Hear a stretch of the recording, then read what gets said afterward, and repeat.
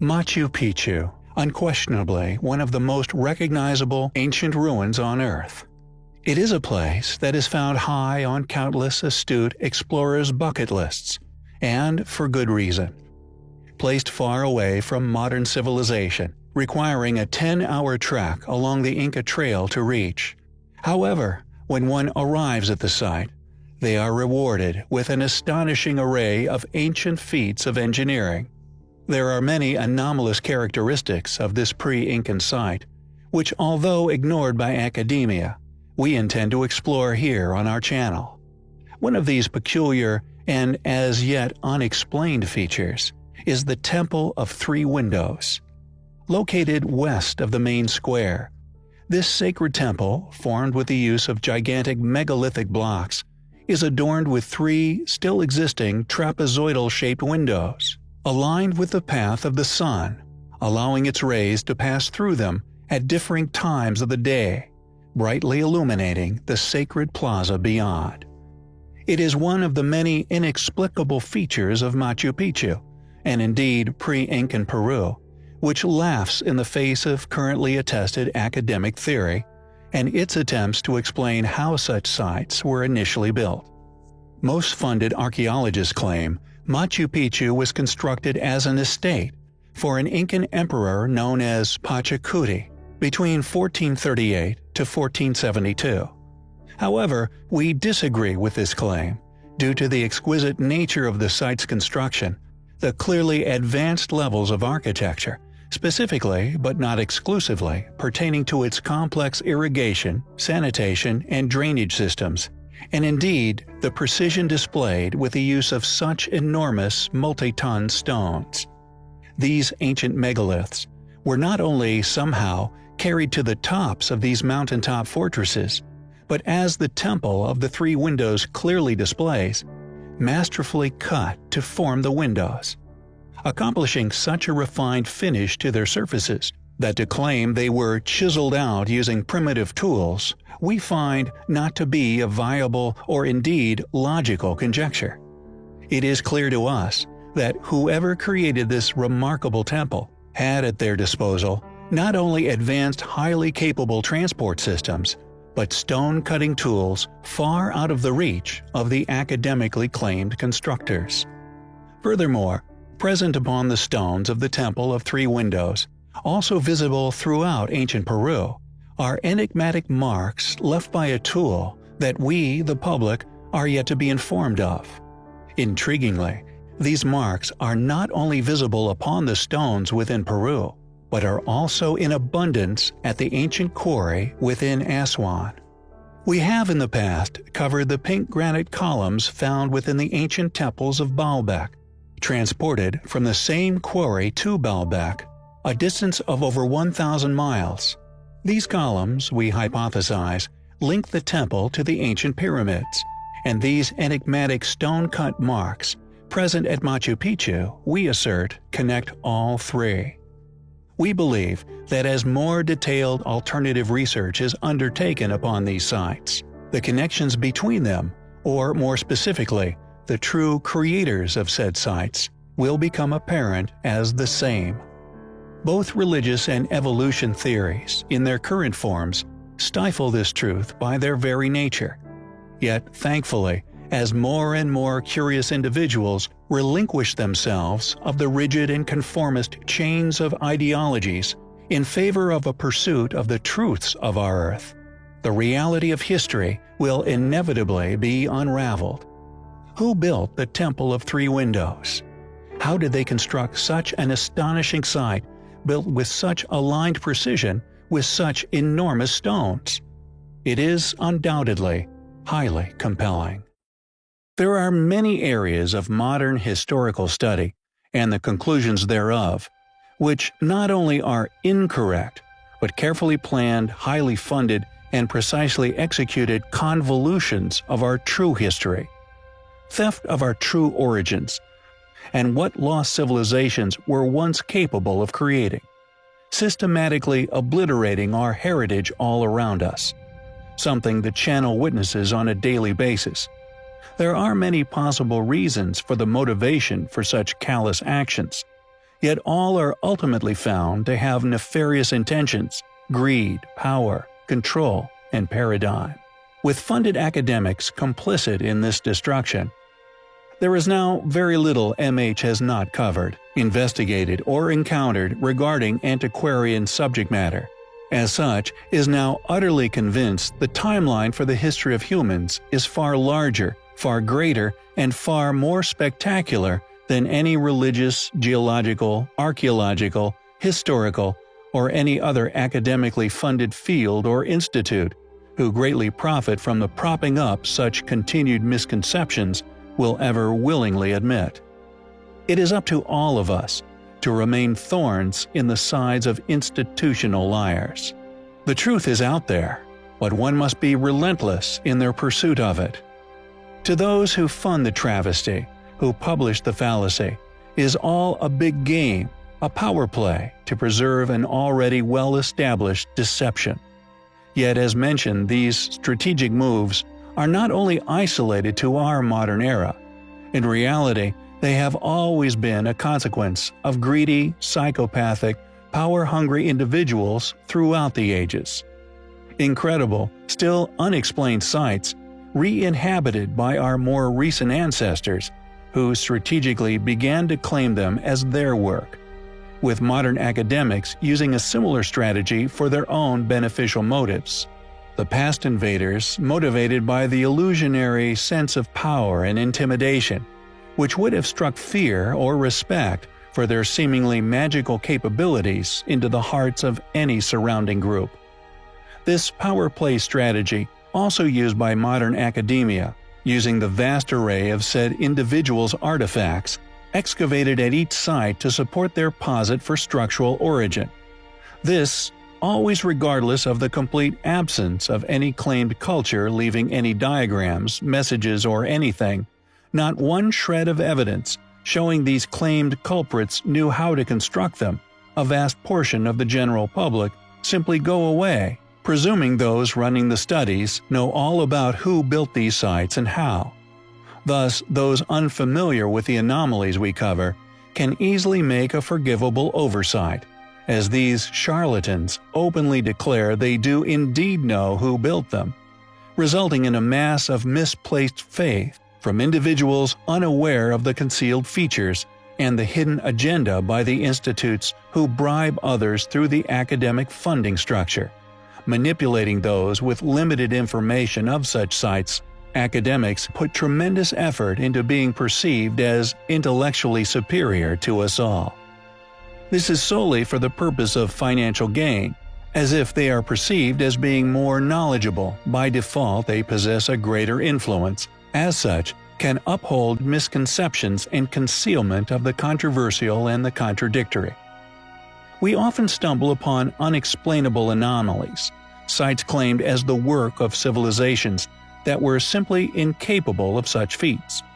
Polygonal masonry, enormous megalithic block walls, and rare but crucial polygonal floors. We have also recognized signature blockwork, found in many different countries, with many ancient stone builds ingeniously put together, weight-bearing architecture such as the lintel in the treasury of Atreus, that due to its accurate and complex design, is simply preposterous to attempt to claim as the work of a group of ancestors which we know predates our own modern understandings of such techniques. Yet regardless, academic explanations insult our intelligence by still claiming such ridiculous explanations. It seems that due to the fact that academia not only wants to continue to appear accurate and all-knowing in their explanations as to who built said structures, but also due to the clearly funded structure and the orchestrated efforts to conceal our past, is also to possibly conceal realizations that could arise within one's ponderings from the exposure of the complete picture of inexplicable, technologically advanced ruins. Not only are many of these sites ignored, but many have experienced tremendous levels of vandalism and destruction. As mentioned, many of the most impressive ancient sites have had many of their most impressive engineering legacies stolen. Lots were adapted and claimed as another's creation. The Roman road, Roman columns, blinds, etc. The Great Pyramids, claimed as the work of copper-wielding ancient Egyptians. Each of these supposed accomplishments by these supposed constructors are all absent any explanation as to how they constructed such wonders, and those techniques found to have been used by these groups, the channel suspects were replicated. For if they were engineered by these groups, how did they consistently make such tremendous leaps in such tiny time frames? It seems highly illogical and convenient that these occurrences of rapid technological development have all been found to have occurred within or near these still unexplained ruins. This clearly seems to have been due to the fact that just as we don't know how they were constructed, neither did our distant ancestors. They would have undoubtedly looked upon such accomplishments with awe and respect, a reaction they eventually craved from their enemies and allies alike. However, although these unexplained ruins claimed by these civilizations are absent any explanation as to their construction, they do still fortunately possess countless features missed by the thieves of our heritage, which not only support all I have claimed for over 3 years. A motive for this would be an attempt to support the mainstream paradigm of the builders of such, yet it is nothing more than deceit, with modern movies involving these theaters merely an attempt to warp one's impression of their true purpose and origins. For example, Delphi in Greece, a site we have covered in the past, is one of the only sites we are aware of which still contains a near pristine picture of the building techniques once present at sites which contain ancient amphitheaters. Segesta is still another little-known, rarely shared temple ruin that, due to this continued propaganda regarding Roman responsibility, is merely overlooked, or rather dismissed and brushed under the rug, nothing more than another one of their many ancient ruins. However, the channel perceives such sites in a different light. Not only does it contain an amphitheater, one suspiciously robbed out of its stage stonework, but Delphi is clearly of a very similar age, with Delphi still displaying a polygonal stage floor. Yet at Segesta, a group of individuals, perhaps from a certain institute which shall not be named, who have for over a century been repeatedly reported as actively seeking out, buying, stealing, and eventually concealing many controversial artifacts. Yet the deliberate destruction of features, such as the stone at these sites, is beyond the pale. These structures have survived millennia until primitive beliefs poisoned our species to such an extent that they destroy the truth in favor of their fictional storybooks.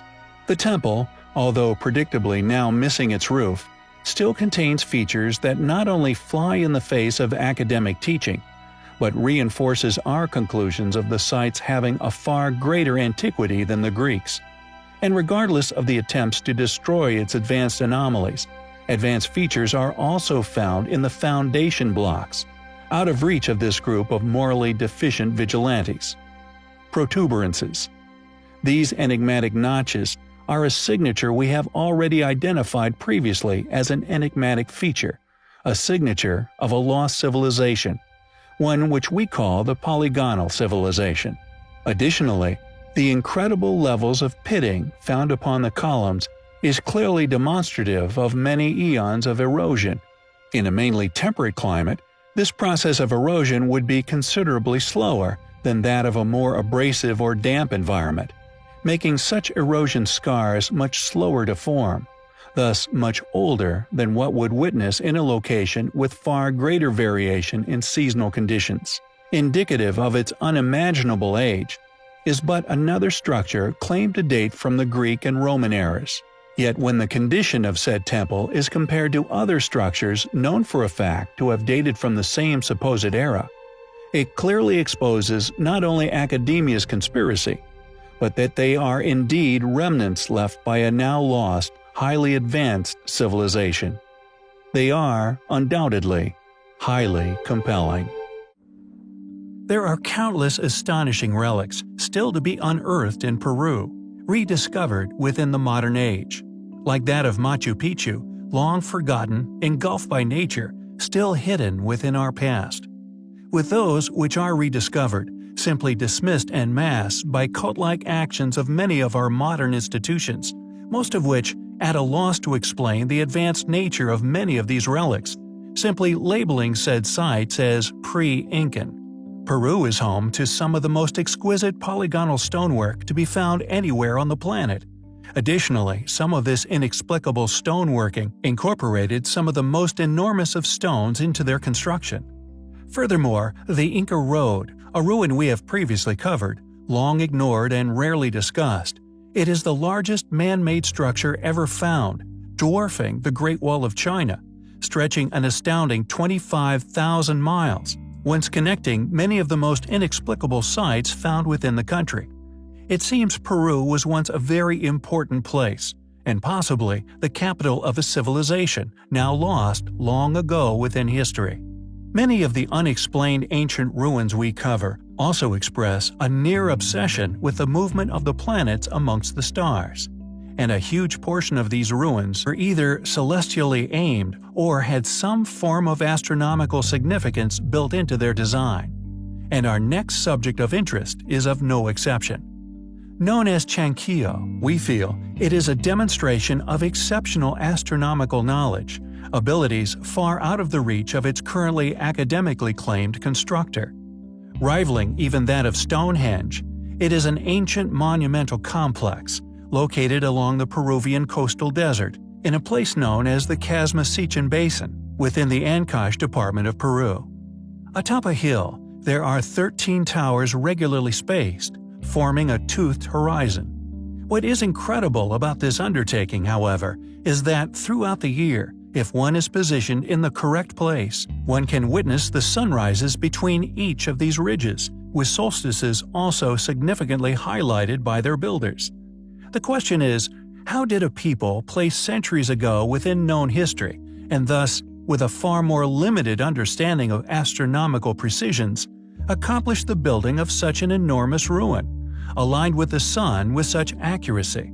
Just like that of the precision displayed in other ancient ruins, perfectly aligned to cardinal points, the Chanquillo is yet another example of an ancient civilization's workmanship, far more advanced and far more capable than that of the culture academia currently claims as the maker of said relic. From the east and west, investigators designated two possible observation points. From these vantages, the 300-meter-long spread of the towers corresponds to the rising and setting positions of the sun over the year.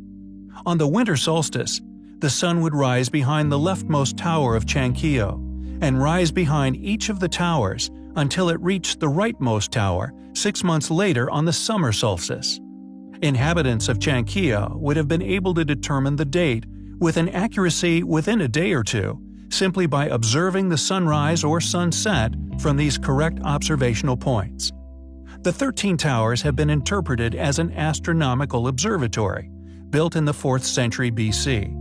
However, we believe, with such incredible abilities and knowledge of the processional positions required to have constructed these towers, they are far out of the reach of our own well-studied, currently claimed ancient ancestors. Claimed as that of the Casma-Sichan culture, we however disagree with this posit, simply on the grounds of its astonishing nature and the capabilities of its past constructor. It is a place which we find highly compelling. Many people are aware of the archaeological site known as Göbekli Tepe, an astonishing site of clearly great antiquity, a site like many others which dot our Earth, which displays a far more sophisticated understanding, construction, and living practices to that of which would be publicly accepted by much of modern academia. Instead, it is often more favored to merely ignore such data as abnormalities, or it seems, if possible, to lock such controversies away from inquisitive minds, deep within archives or underwater. And our next site is no exception. Although Göbekli Tepe has become a synonymous candidate for evidence of a once highly advanced, ancient civilization which once flourished here on our planet, it is not the only site to be found within the area, or even the most astonishing. Known as Norsen Tepe, this is the real gem of archaeological Turkey, and yet just like Waffle Rock, a site we have previously covered on our channel, located within the US, it lay at the bottom of a man-made dam, submerged deliberately and conveniently very shortly after some highly controversial discoveries were beginning to be made at the site. An enormous mounded fort, designed and shaped with a purpose of providing a sophisticated living quarters. When the site was excavated, it was found that no less than 40 inhabitations were present within the strata. Excavations were conducted between 1968 and 1974 by the German Archaeological Institute. Archaeologists, led by Harold Hauptmann, the Heidelberg professor of prehistory and early history, found considerable evidence to suggest that many of the later inhabitants of this sophisticated fort were themselves highly advanced, seemingly preserving many mysterious items left by many as yet unknown people. Why a government would make the move to flood such a location remains a subject of debate, and one which has led some to accuse the Mexican government of being complicit in the cover-up of a highly advanced, ancient civilization which once lived here on Earth. The fieldwork was finished by 1974. Shortly thereafter, the construction of the Kiban Dam works began, rising the water level and submerging the site away from prying eyes. Who built Norsen Tepe? Why did they build it? It seems this fort has remained impenetrable since the day it was built, even successfully keeping out the elements for untold millennia, preserving untold treasures from a bygone era. Treasures which seemingly shone too bright a light for some to bear. What kind of controversial archaeology is Norsen Tepe protecting? What are these governments' bodies attempting to hide? These are questions which must be answered. Thanks for watching, guys, and until next time, take care. Due to the rigidity of academic opinion regarding the history of man, many sites are stubbornly attributed to civilizations that were simply incapable of their construction. Mausoleums, temples, and other structures found all over the world, often carved straight out of the bedrock with such artistic vision and accuracy, they rival even the artistic masterpieces created during the Renaissance. Temples such as the Kailash, among many others found within India alone, that were somehow carved straight out of rock hillsides with stunning precision. Such astonishing feats of ancient stonework that to claim they were created by the currently academically attested cultures, we feel is absurd. Not only are many of these ancient, unexplainable structures built with the utilization of seemingly impossibly huge megalithic blocks, but they also display masonry techniques and refined stone carving that we believe the only logical explanation for their origins is that of a once highly capable, technologically advanced civilization's workmanship. For example, our recent research surrounding the Bosda cave system, the confirmed quarry for the nearby ancient ruins of Haran, with a focus on the stone-cutting tool marks found within, and indeed the easily identifiable shape of the blocks built from this undertaking, we perceive as a possible missing link now connecting a vast number of ancient ruins around the world.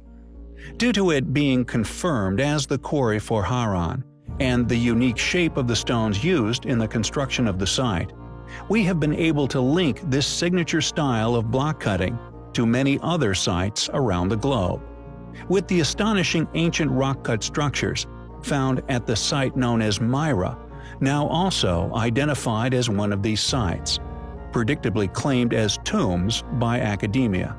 And although there is no substantiated written reference for Myra existing before it was listed as a member of the Lycian League in 168 BC, the stonework still existing at the site, thanks to ours and New Earth's efforts, could be seen as that of the same as many other ancient sites, also possessing these signature blocks found at Hassan, which we strongly feel, due to a large amount of evidence, as having a pre-Diluvian origin.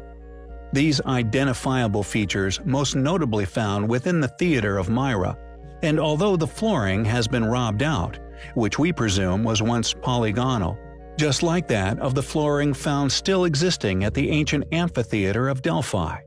Additionally, the precision with which these pertained tombs were cut into the sheer cliff face is to us clear evidence of a civilization's work far more capable than that of the academically claimed builders, the Iron Age Lycians, or even the Greeks. We suspect, like the many other incredibly built ancient sites around the world, this site was merely re-inhabited by later civilizations, utilized and indeed claimed as their work, not only due to an absence of documentation of their existence prior to this habitation, making academia's claim to their creators an easy assertion to make, but also due to the perceived illusionary capabilities that these monuments would have lent to the Greeks and prior to them the Lycians' architectural skills.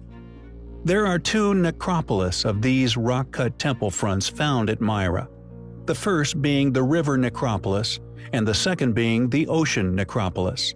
The best-known tomb in the river necropolis is the Lion's Tomb, also called the Painted Tomb. This name given to the tomb by traveler Charles Fellows, who in 1840 found the tomb to have still been colorfully painted in red, yellow, and blue. Lycia is known to history since the records of ancient Egypt and the Hittite Empire in the Late Bronze Age. It was populated by speakers of the Luwian language group. Written records began to be inscribed in stone in the Lycian language after Lycia's involuntary incorporation into the Achaemenid Empire during the Iron Age, with ancient sources indicating that an even older name for the region was Alope. How can academics continue to claim that such precisely cut stone structures were the work of such primitive cultures? We believe it to be far more logical to presume that these precision-cut structures were already in existence during these eras, and probably the reason for the area's initial inhabitation. Who built the ancient rock-cut structures of Myra? Were they, as we postulate, created by the same advanced lost civilization we have linked through the stonework to sites the world over? It is undoubtedly an incredible location, with particular identifiable features, which we find highly compelling. We have in the past covered countless ancient anomalies found amongst the many ruins of ancient Peru. Hillside fortresses, mountaintop sanctuaries, completely self-sustaining, technologically advanced group, whose ruins still contain countless as yet unexplained methods of construction, and often incorporating inexplicably large megalithic blocks, once quarried, carved, transported, and then somehow, seemingly effortlessly, placed atop one another. Masters of architecture, irrigation, stonework, and horticulture, this group, although claimed to have been that of our far less capable recent ancestors, the Incas, built self-sustaining, earthquake-proof settlements high among the clouds. Sites often built at altitudes far higher than 2,000 meters above sea level, with these ancient, once indigenous builders also one installing simple yet incredibly effective gaps in the pathways to such sites as Machu Picchu, allowing the inhabitants to draw the bridges to the site, cutting it off from any possible invaders. Once these bridges were removed, sites such as Machu Picchu became virtually impenetrable. We have previously covered many incredible Peruvian ruins. The Intihuatán, for example, is yet another relic we recently covered here on the channel. It is yet another example of this now lost civilization's past knowledge and extraordinary now lost capabilities. A solar clock, precisely bored into being directly out of the bedrock of Earth, which precisely indicates the solstices. We discussed how certain characteristics of many ancient sites, most notably the apparent Mayans masonry, Incan, and Neolithic sites, such as the Stonehenge within the UK, all display a past obsession with solar precisions. Furthermore, the constructors of these sites all displayed an uncanny urge in particular, and undoubtedly most prominently at the site of Machu Picchu, to undergo a mammoth undertaking, to create what now appears to have merely been a quirk of engineering, entwined within the architectural planning of Machu Picchu itself. It is often perceived as overkill. So much polygonal masonry is present virtually everywhere it could be laid. Perhaps these efforts of stoning up literally every crevasse at the site, regardless of whether it would be on public display or not, may have merely been due to a purely aesthetic obsession, by a once highly capable, now lost civilization, one who must have perceived such, as yet unexplained tasks, as child's play. The incorporation of natural geological features into the sites is yet another curious characteristic of Machu Picchu, which many individuals who visit the location are perplexed by. It would appear that the ancient civilization responsible for this incredible site's existence, like a number of the other sites we have covered previously, incorporated the living rock of the mountains into the construction plans of their past sanctuaries. Rather than have simply carved them flat, many ruins display a collaboration of such natural stones into the buildings themselves. The Temple of the Condor is one of these incredible examples. A natural rock formation, which was formed millions of years ago, was spared destruction and was incorporated into the building of the site, subsequently becoming a place of worship. Many believe the temple was a pilgrimage of religious worship. The masons who manipulated the Temple of the Condor into the site skillfully shaped the rocks below the main menhir into the shape of outspread wings of a bird, largely believed to be that of a depiction of a condor in flight. According to a number of studies of the ruin, upon the floor of the temple is the carving of the condor's head and neck feathers, flowing up into the body, which is the natural formation we still see today. This completes the posited figure of the three-dimensional bird. The Temple of the Condor is undoubtedly one of the most spectacular examples of what these so-called pre-Incas were once capable of. Like so many other ancient sites found all over the world, share so many characteristics with ancient Peru. The question is, why did the builders of all these sites go to such great efforts not to displace or even incorporate seemingly common rocks into the build of the sanctuaries? Who were the builders of Machu Picchu? Were they a world-faring civilization? We find the evidence to suggest such highly compelling.